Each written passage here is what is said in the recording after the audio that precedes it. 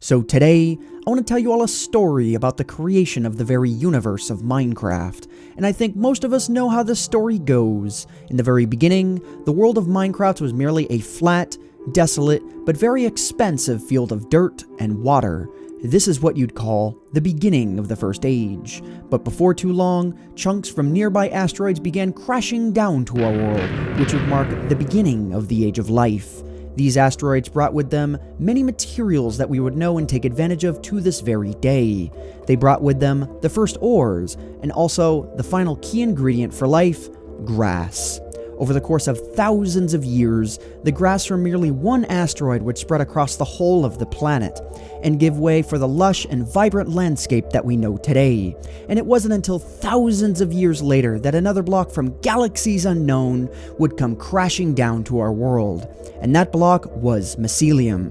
Mycelium is the second block that spreads to dirt aside from grass, but it does not allow for natural tree growth. And therefore, if it had become the dominant block of the Minecraft world, then it's safe to say that we may not be inhabiting this world at all. Today, however, we're going to take a look back at what could have been if grass and Mycelium had landed on our world at the very same time.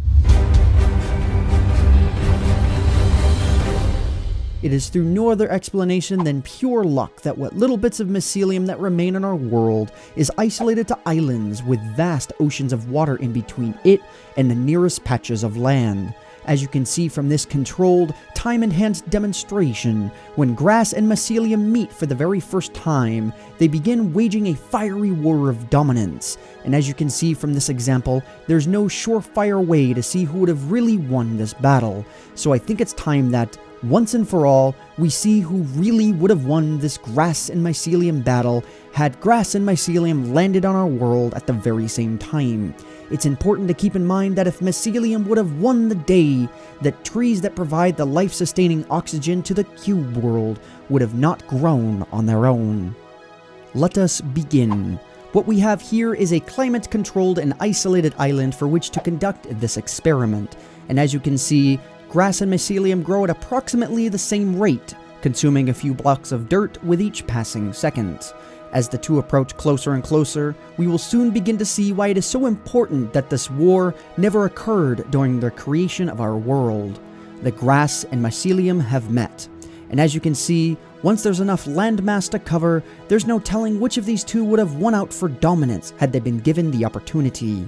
Thankfully, the world at large never has to know about the threat of the spread of Mycelium. Many of people in our world have aimed to spread the plague of Mycelium onto the main grassy lands, but every attempt has failed because the lush, vibrant, life-sustaining grass is too powerful and too far-reaching at this point in our world. So who would have won this battle if it had actually played out? Well, nobody. With the random spread and mixture of Mycelium and grass, it's safe to say that the ground may have been yet too unstable to sustain life. And that's our story.